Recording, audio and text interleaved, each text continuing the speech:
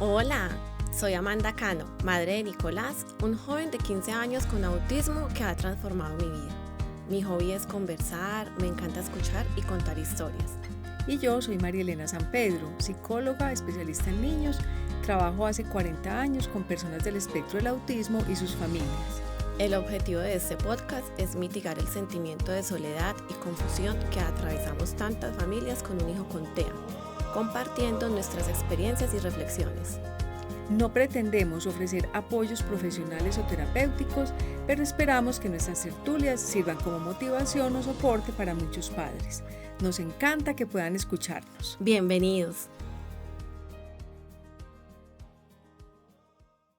Hola, bienvenidos a este nuevo episodio.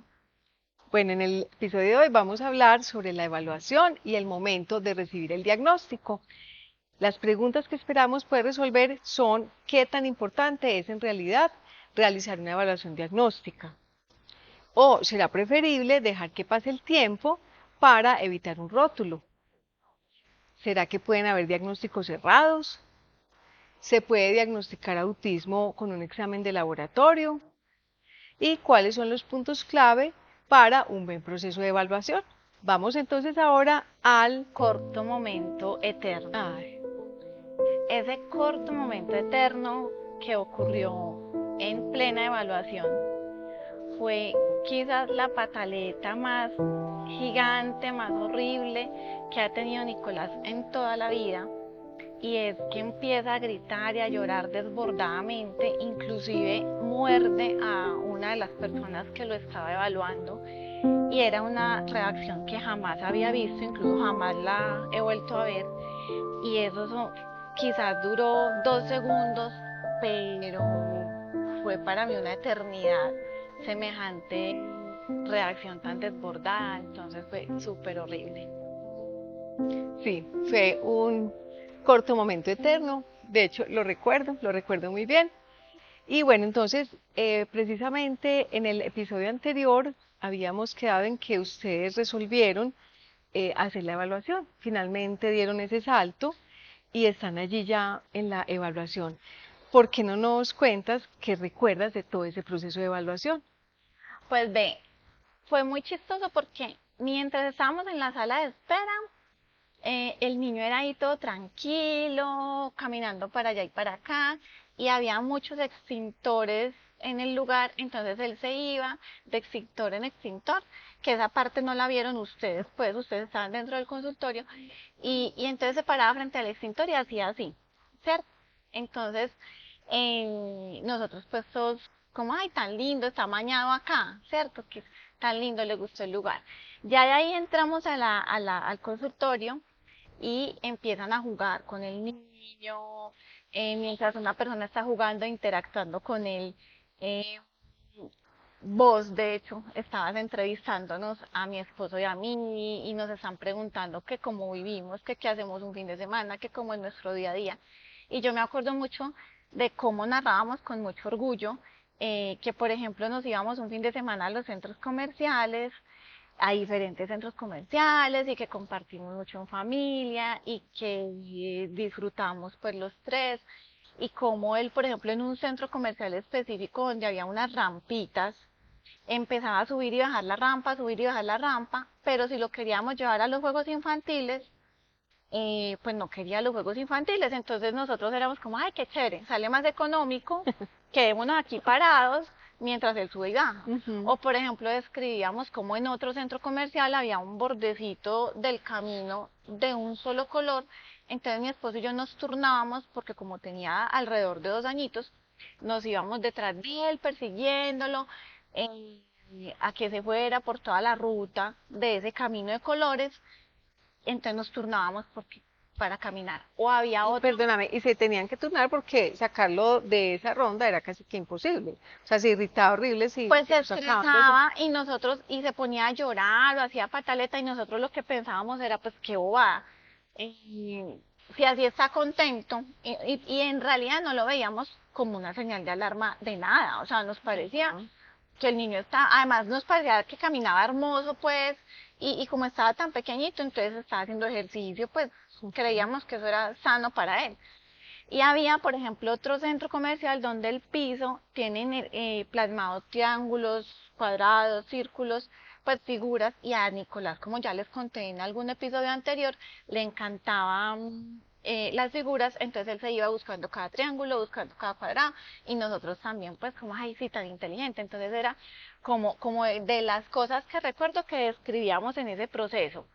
Eh, y mientras tanto, también eh, la otra profesional jugaba con él, entonces súper chévere, él estaba divirtiéndose mucho, a mí nunca se me va a olvidar que era como una cocinita de juguete y muchos juguetes, y él disfrutó mucho, interactuó con ella, jugaban como a sorber, bueno, y bueno, hasta ahí muy chévere. Ya a la siguiente sesión, porque eso fue como durante una hora. Listo, no sabíamos nosotros en ese momento, ustedes los profesionales que estaban mirando ahí, ¿cierto?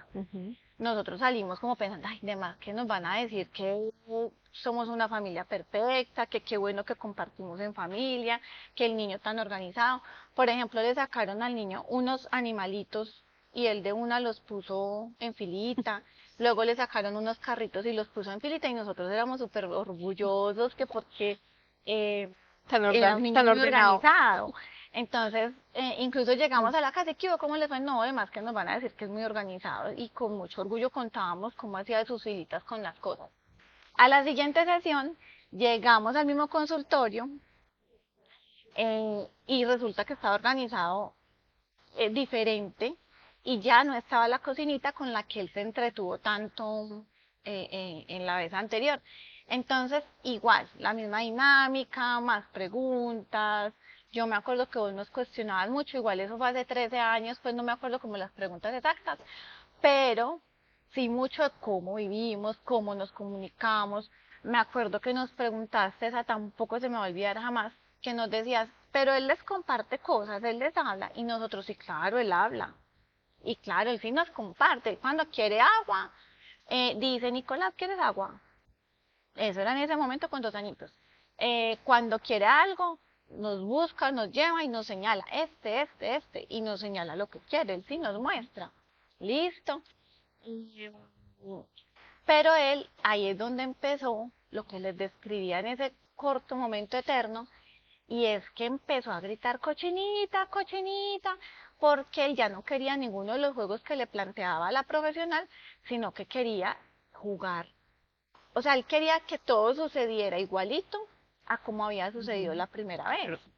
Y en realidad, ahora, 13 años después, que ya he aprendido el tema, entiendo pues que es que hay unos patrones en su mente, pero nosotros jamás lo habíamos notado, jamás, y él nunca había tenido un cambio tan rotundo de algo, o sea, Claro, o sea, era un lugar nuevo, él llegó, vio la cocina, disfrutó, lo más probable era que al siguiente día en el mismo lugar encontrara lo mismo. exacto. Y Ajá. quizás, es más, en este momento caigo en cuenta que quizás mm, nunca, o sea, nunca la vida tiene cambios tan drásticos, ¿cierto? Aunque cambien cositas, no tanto. Y él estaba súper enfocado en esa cocinita. Entonces ahí es donde empieza a gritar, cochinita, cochinita, cochinita. Y entonces va y muerde a la profesional. Y eso es horrible. Y yo me acuerdo que inmediatamente saco una cobijita de mi bolso, que era una cobijita con la que yo cargaba siempre, porque yo siempre decía, el bebé cuando le da sueño se enoja y llora y necesita su cobijita y eso lo tranquiliza. Entonces yo Ujú. inmediatamente me acuerdo que te dije, ay doctora, él tiene mucho sueño, él le puede dar la cobijita. Y vos me dijiste como, no, pero es que yo lo veo desenojado, yo no lo veo con sueño, lo veo enojado. Y yo te decía, no, él tiene sueño. Y fue súper bueno que me dijiste, listo, entonces no se preocupen, si quieren programamos una siguiente sesión, en un horario que él haya dormido bien, que no tenga sueño, que las condiciones sean las adecuadas. Entonces son como esas cosas que sí marcaron mucho para mí durante la evaluación, porque también sentimos como en ese momento estábamos era pensando en, ojalá no tenga nada y seguramente no va a tener nada.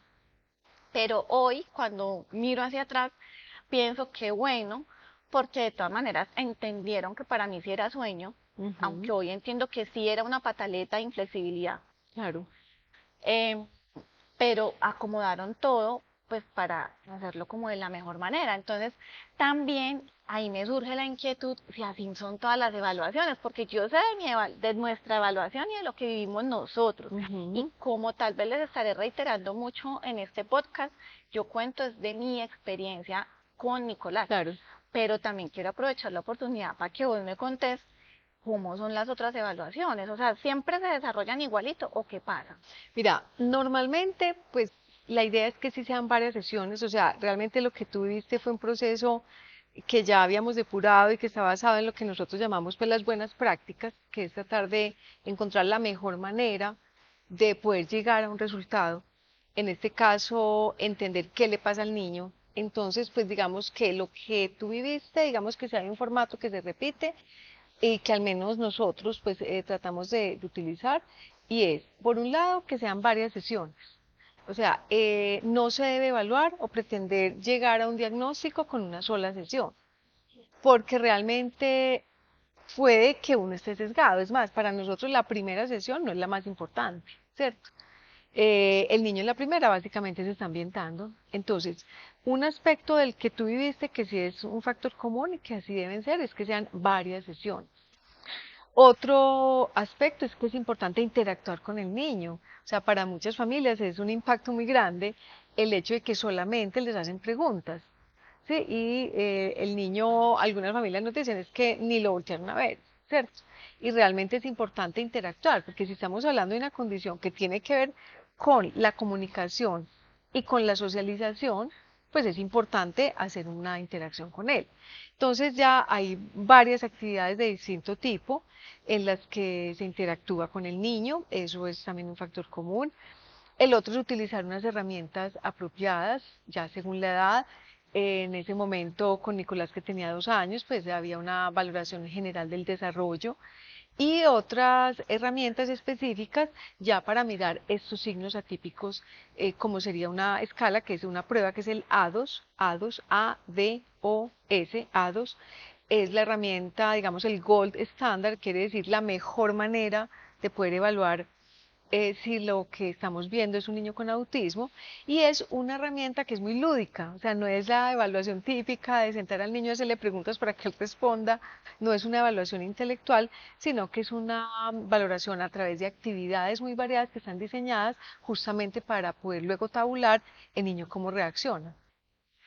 Finalmente, entonces se necesita también, pues es posible aplicar, y en la mayoría de los casos, no en un niño tan bebé, no tan pequeñito, pero sí es importante tener herramientas también para conocer ese funcionamiento intelectual. Algunos no responden en un primer momento, pero de pronto es una variante de lo que tuviste. De pronto en la de Nico todavía no tenía la edad para hacer una evaluación como tal intelectual. Mm, Pero pues de todo eso lo que tratamos de hacer ya luego los profesionales, que tú dices que también estamos dos profesionales, porque la ideal es también es eso, que no sea solamente una mirada, sino que podamos integrarla de varios. Entonces, para tener lo que se llama una mirada clínica, o sea, no solamente sumar y dar unos puntajes de unas pruebas, aquí se necesita tener unos análisis, poder de todas maneras tener en mente si realmente es esa la única opción o si hay otras opciones que debamos tener en mente. Entonces se debe hacer esa evaluación con una mirada clínica. Y para nosotros es muy importante también que ya ustedes lo van a ver plasmado en el informe, y con seguridad en el informe que nosotros entregamos allí estaba, es mirar punto por punto lo que son los criterios diagnósticos, que hoy en día, pues digamos que los que más internacionalmente se usan son los de un manual en salud que se llama el DSM-5, Manual Estadístico y Diagnóstico de Salud Mental, y escoger cada uno de los criterios que definen el autismo en este manual y decir si lo cumple o no lo cumple. Ese es, digamos, el punto final al que deberíamos llegar los profesionales siempre, o al que deberían llegar. Como te digo, o sea, no es lo que cuenta todo el mundo, o sea, no es lo que pasa siempre. Con frecuencia los papás se quejan de que se hicieron evaluaciones muy cortas, sí, que posiblemente ese día pudo haber estado sesgado el resultado porque el niño, es decir, estaba con sueño o estaba cansado o lo que fuera. Entonces, en la práctica muchas veces en 20 minutos ya le están dando a la familia el Es que diagnóstico. por eso te preguntaba, porque yo he conocido a través de este tiempo a muchas familias, he conversado con muchas mamás, y algunas dicen, ah, sí, es que fuimos a cita al neurólogo y y en la cita lo diagnosticaron. Y yo como, pero, y pregunto, ¿cuánto duró la cita? Ah, no, 20 minutos o media hora. Y yo me quedo como, ay, entonces, ¿por qué? Pues, ¿será que es que la mía fue diferente? Sí, lo que pasa es que lamentablemente eso puede pasar en el sistema de salud. Puede ser que alguien en 20 minutos, en menos de 20 minutos ya esté diciendo eso, o a veces inclusive los papás se enteran porque en la historia clínica quedó el aviso de impresión diagnóstica autismo, pero a veces ni siquiera les explicaron. Entonces esto, por eso te digo, es lo ideal es hacerlo con todo eso que estamos diciendo, ¿cierto? Muchas veces vemos que solamente hay entrevista, como te comentaba ahora, que para algunos papás es como una frustración, bueno, pero es que ni lo miraron, ni lo tocaron, ni jugaron con él, y es muy importante uno tener esa interacción. Como también es importante observar a los papás cómo interactúan con él, también dejar un espacio allí para eso. A veces las evaluaciones inclusive uno encuentra errores como que dieron el diagnóstico con otro tipo de instrumento, no con una herramienta como el que es para diagnosticar, que contribuye al diagnóstico, sino con una herramienta que es un filtro, que es como una primera mirada por encimita, que es lo que se llama una tamización. Hay evaluaciones donde yo he visto que dan el diagnóstico apenas con eso, es como si dieran el diagnóstico de cáncer solamente con la citología. Y nosotros sabemos que la citología es una herramienta de tamización para luego hacer un examen más profundo que sería una biopsia, ¿cierto? Lo mismo pasa acá, o sea, muchas veces solamente con la herramienta de tamización ya dan el diagnóstico y eso no debería ser así. Y finalmente también encuentro que hay algunas evaluaciones en las que solamente están dedicándose a todo el aspecto cognitivo o intelectual del niño, y llegar entonces a las conclusiones que necesitamos sobre lo social y lo comunicativo y la flexibilidad de conducta no necesariamente es fácil, o muchas veces ni siquiera se va a notar tan claramente solo con una evaluación intelectual. Entonces yo te diría pues que eso es como de pronto lo típico y también lo diferente respecto a lo que te pasó a ti. O sea, tú pudiste vivir una evaluación, digamos, dentro de lo que se llaman pues, los parámetros ideales de un buen proceso diagnóstico.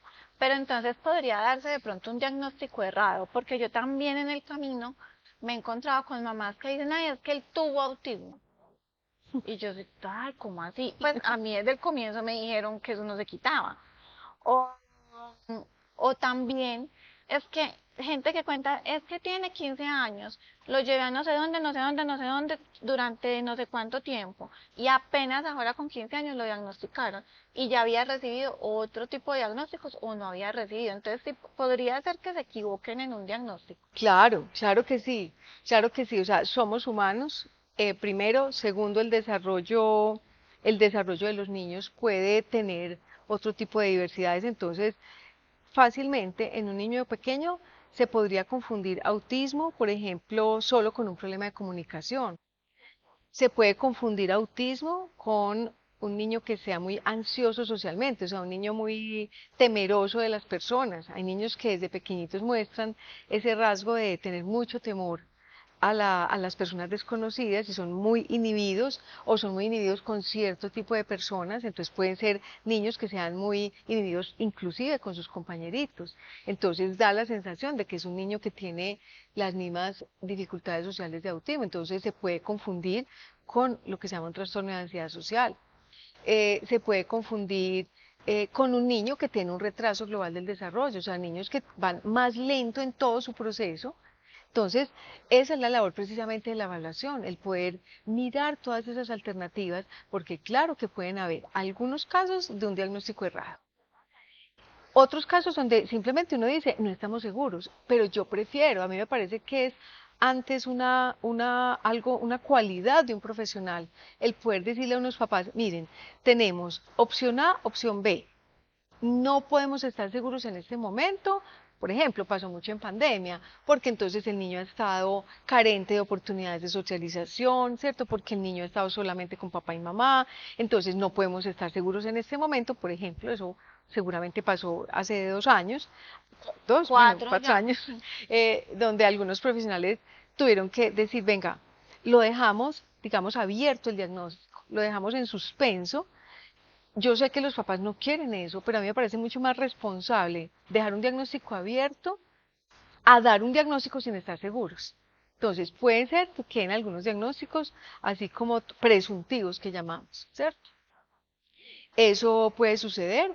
Podemos tener dos hipótesis. Puede ser que se haga una intervención para luego entonces con el tiempo decir, hagan esto, no es que nos quedemos de brazos cruzados, ayúdenle o ayudémosle en esto, en esto y en esto y volvemos a hacer todo el proceso completo en tanto tiempo. Eso es posible y sería lo deseable.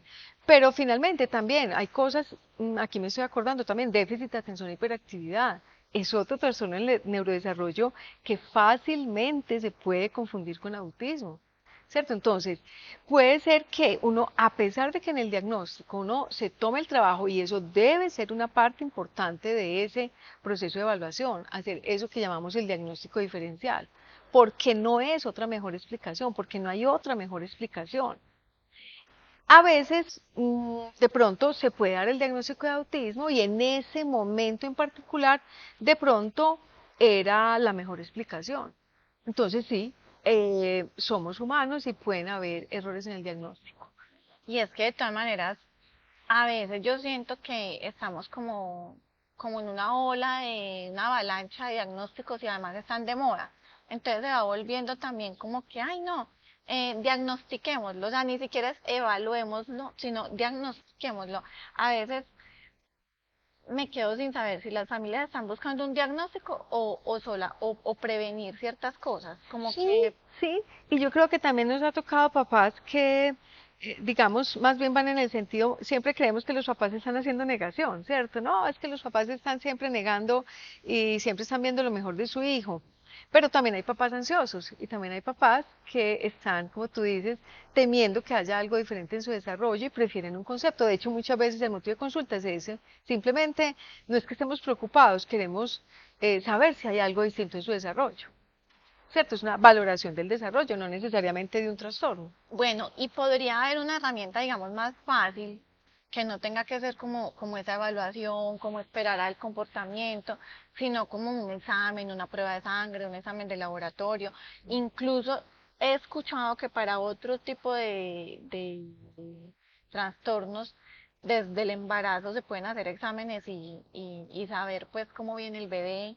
Sí, mira, en ese momento no es posible diagnosticar autismo con una prueba de laboratorio, ¿cierto? Hoy en día lo que ya sabemos del autismo tiene que ver con este patrón de comportamiento, que en otro episodio vamos a desmenuzar todas esas características, pero que tiene que ver con el desarrollo sociocomunicativo y con esos patrones repetitivos de conducta e intereses. Pero hoy en día no existe ni una resonancia magnética, ni un TAC, o sea, ninguna prueba de imágenes del cerebro, ni todavía hay una prueba genética que por sí sola nos dé el diagnóstico de autismo. ¿Por qué? Porque hoy ya se sabe que pueden haber compromiso en algunos genes, pero no es un patrón único, entonces no es una enfermedad genética. Lo que tú dices del examen que hacen, por ejemplo, en la miosintesis, que así se llama, cuando una mamá está en embarazo, digamos, en cierto mes ya le pueden tomar líquido amniótico, sacarle algo de líquido amniótico, y como ahí quedan celulitas del bebé, le hacen un análisis genético y se pueden diagnosticar algunas enfermedades o lo que se llaman algunos síndromes genéticos, por ejemplo el síndrome de Down y muchos otros síndromes, porque ya es un patrón cromosómico donde es evidente, por ejemplo, el síndrome de Down es la trisomía del cromosoma 21 y eso se va a ver desde ese momento. Pero el autismo no tiene un patrón genético típico, o sea, no hay un gen o dos genes o tres genes o un cromosoma o dos cromosomas que sean los que siempre aparecen comprometidos en el autismo. Entonces, hoy en día no. Y tampoco, como digo, todavía no hay una prueba, digamos, de cerebro. Yo creo que la tecnología está avanzando mucho y es muy posible, no sé si en poco tiempo o en mucho tiempo, pero que como cada vez más se hacen, ya hay algunas pruebas a nivel de investigación de cómo se están conformando esos circuitos neuronales, yo pienso que sí va a llegar el día en que se haga alguna prueba. Hoy en día no la hay. Hoy en día no la hay. Una valoración de ese tipo tiene que ser es a nivel comportamental, con esa combinación de entrevistas y de observación. Bueno, entonces yo también quisiera ahorita, Amanda, porque yo, pues desde mi punto de vista, claro, o sea, yo estoy en esa labor de observar al niño, tomar los datos de los papás, o sea, tomar la entrevista, hacer el análisis, entregar los resultados, Pero bueno, finalmente, ya en ese momento en que uno en la explicación final, ya el día que nos reunimos a dar esa entrega del diagnóstico, de ese momento, ¿tú qué te acuerdas? Es exactamente el momento en que ya se les dice si es autismo. Eh, que me acuerdo.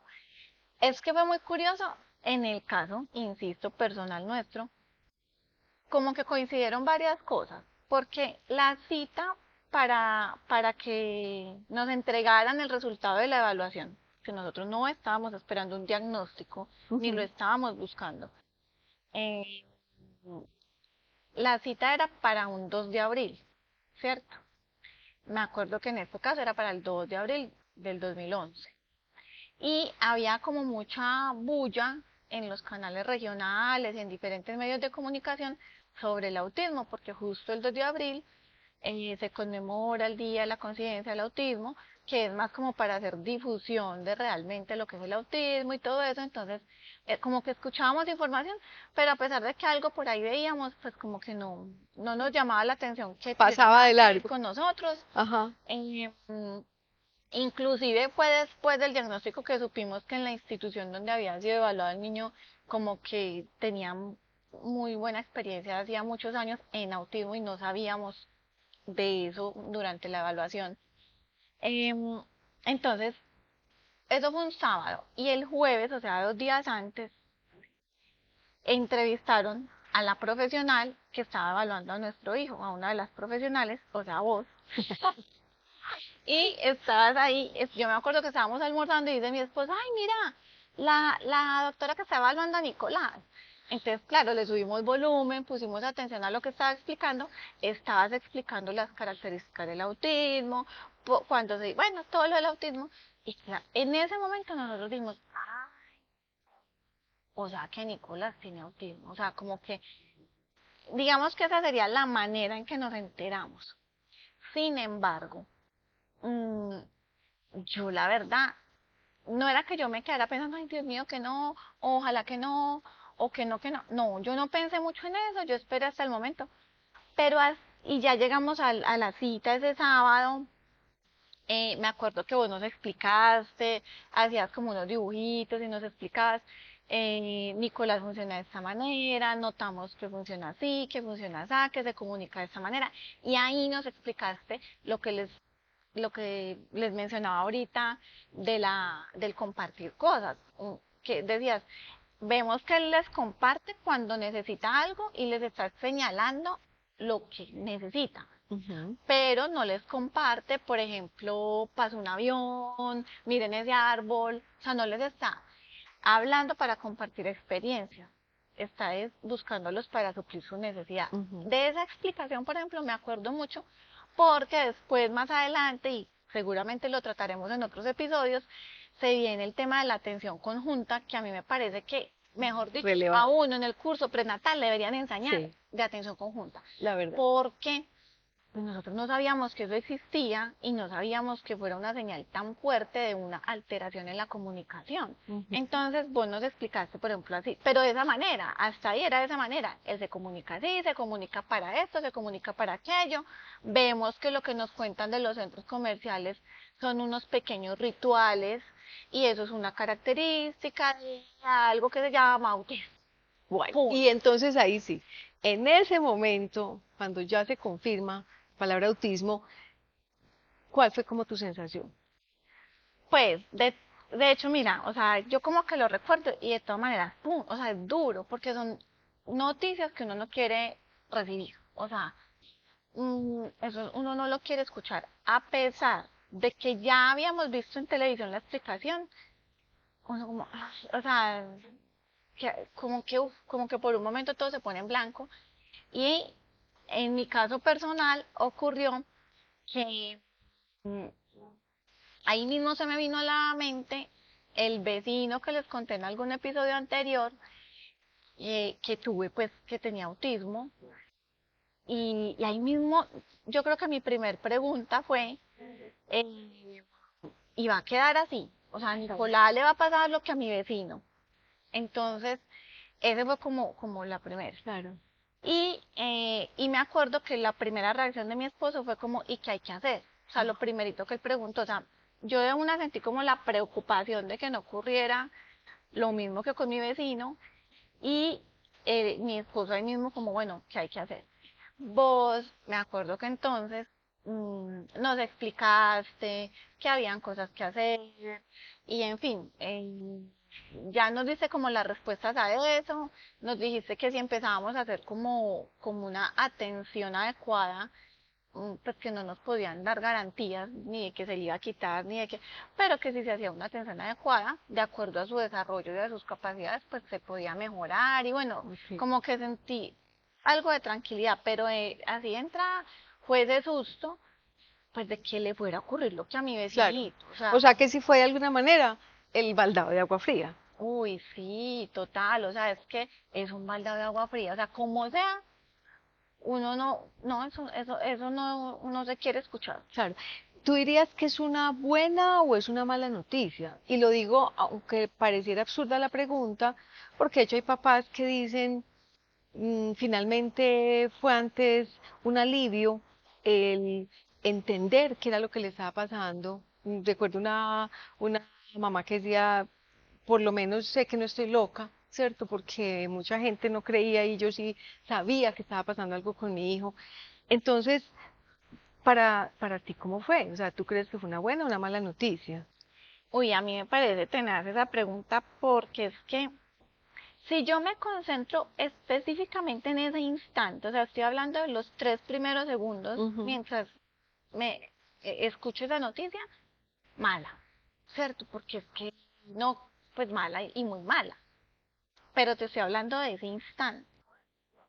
Casi que a los 5 minutos vos ya nos estabas explicando qué cosas había que hacer para que la situación mejorara. Entonces, como que casi que mi cerebro de una empieza, bueno, como a tomar nota mental de que hay que hacer. Entonces ya como que rápidamente se me olvidó como la catástrofe del instante. Y hoy, 13 años después, yo no te sé decir si es mala o buena, o sea, no sé.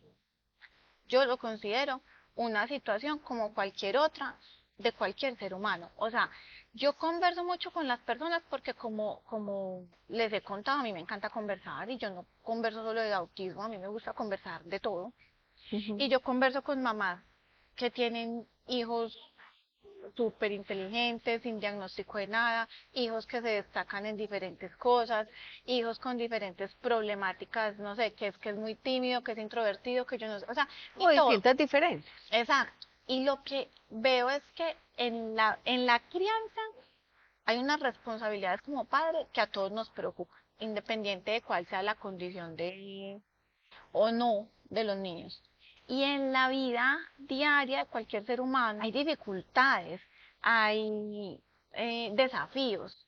Y casi yo tengo una teoría pues acá muy personal mía y es, nos tiraron a este mundo a vivir de una manera y todos los humanos por tener esa condición de humanos tenemos unos desafíos. Entonces hoy, 13 años después, lo veo como un desafío más dentro de esa humanidad que vivimos. Ujú. El desafío mío ha sido aprender pues el autismo, pero no conozco, igual de todos los cantidad de humanos que somos, conozco poquitos, pero no conozco un ser humano que no tenga desafíos en su vida. Entonces, ahí es donde no te digo que no es ni buena ni mala, es Bueno, pero otra eso ya, vivencia. yo diría que eso ya es como tal la realidad del autismo.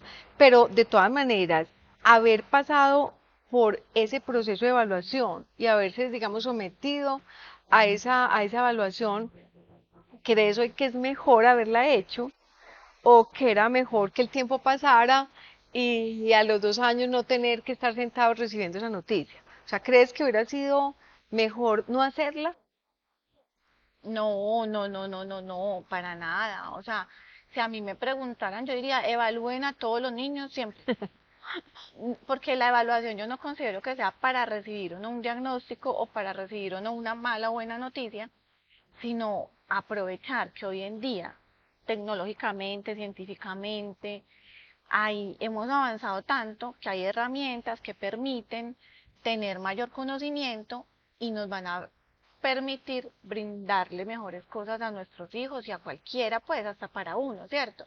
Entonces, si las herramientas están, usémoslas. Claro. Y si hay expertos que han estudiado y han estudiado mucho en ciertas cosas, pues aprovechemos todo ese conocimiento, digamos, avalado que hay hoy en día. Yo hace poquito conversaba con una amiga y me decía que en el jardín le recomendaron que al hijo le hicieran una evaluación y que ella no lo quería evaluar. ¿Para qué evaluarlo?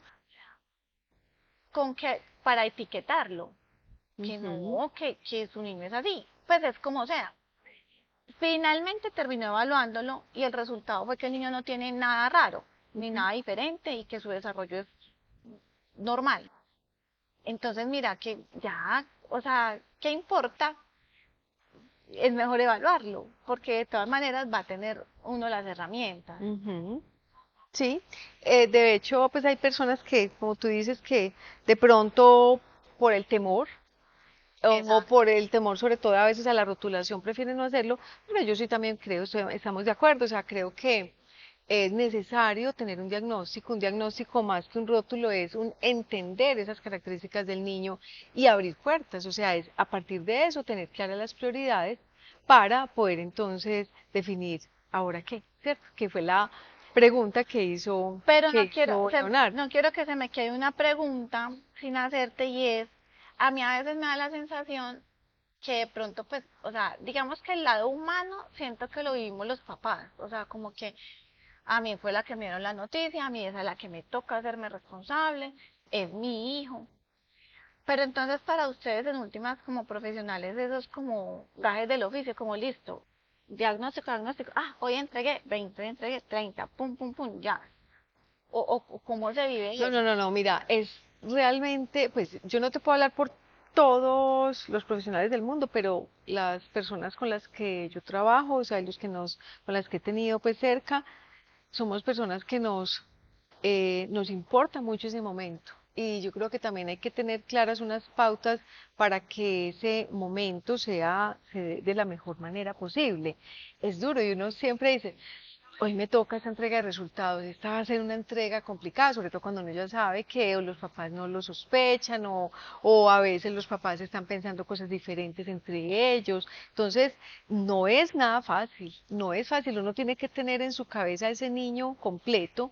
O sea, uno tiene que tener como la mirada en ese espacio de todo lo que conocimos en todas las sesiones. Es como tratar de tenerlo completo en la mente y tener también muy presente lo que vamos a decir, porque yo por lo menos siempre lo tenía muy presente, o sea, lo que uno diga va a ser parte de la historia de esta familia. Y yo creo que hay que ser sensible y no es simplemente eso como entregar así cartas, tarjetas de Navidad, no, o sea, es realmente entender lo que eso va a implicar en la vida de ese niño y de esa familia. Yo siento pues que hay que prepararse y que hay que tener el tiempo, eso no se debe hacer a la carrera, eso debe haber un espacio adecuado, debemos tomarnos el tiempo también de hacer las explicaciones de cada criterio, bueno, hay que tener como la calidez y la disposición para responder todas las preguntas que vengan, ¿cierto? Entonces yo creo que pues el tener un buen tiempo es importante, y hay que tener, yo pienso pues que es importante eso, como describir lo que se espera del desarrollo típico en ese momento en que el niño está, explicar muy bien los resultados. Hay unas evaluaciones que son muy extensas, a veces he encontrado también con una cantidad de números que a veces los papás no entienden, ¿cierto? Entonces venga, esta evaluación no es para otro profesional, o no es solo para otro profesional, puede que le sirva a otro profesional, pero es primordialmente para que esos papás entiendan a su hijo. Entonces yo creo pues que para mí nunca fue, y como te digo, para las personas con que trabajo, nunca ha sido pues como, hoy entregué 5, no, o sea, es un momento especial también para nosotros. Pues yo me acuerdo mucho que dentro de lo que contaba ahorita, de cómo nos explicaste todo, como estuvimos tan inquietos preguntando, de una nos diste como ciertas recomendaciones y nos decías, para este tipo de cerebro es muy importante la anticipación, es muy importante lo predecible y hay unas estrategias que luego en otros episodios también hablaremos de ellas, pero no, de una nos explicas la anticipación. Bueno, ¿por qué no entonces yo te sugiero? cerremos con las preguntas iniciales que hicimos y terminamos con el pequeño logro gigante, con eso que nos estás contando, ¿te parece? Bueno, entonces decíamos al comienzo, ¿qué tan importante es en realidad realizar una evaluación diagnóstica? Diríamos, nos parece muy importante entender qué está pasando con el desarrollo del niño, sea que en ese momento se pueda confirmar un diagnóstico o que se deje presuntivo o que se dejen algunas recomendaciones. Es importante y es responsable hacer una evaluación diagnóstica. ¿Es preferible dejar que el tiempo pase y evitar un rótulo? Yo creo que ya está respondido. No, el tiempo, cuanto antes mejor. De hecho, también vale la pena pues la aclaración. Hay personas que llegan a la adolescencia o incluso a la edad adulta sin un diagnóstico y ellos mismos son los que lo empiezan a pedir porque sienten que hay algo distinto en ellos y necesitan como encontrarse y tener respuestas. Entonces no es bueno dejar pasar el tiempo. Mientras más tiempo pase, antes más diagnósticos distintos, apodos van a recibir y algunas especies de denominaciones que no son nada científicas y que más bien pueden ser peyorativas, distinto a cuando ya se tiene la claridad de qué es lo que pasa con él. Entonces, yo creo que es mucho más sensato el hacer estas evaluaciones y tener un diagnóstico lo más pronto posible. ¿Puede haber diagnósticos cerrados? Era otra pregunta. Sí, puede haberlos, pero igualmente, pues si se sigue todas las buenas prácticas para un diagnóstico, pues la idea es que esto se minimice o que en algunos casos se dejen algunas hipótesis rodando para más bien entonces empezar a intervenir y poder confirmar tiempo después.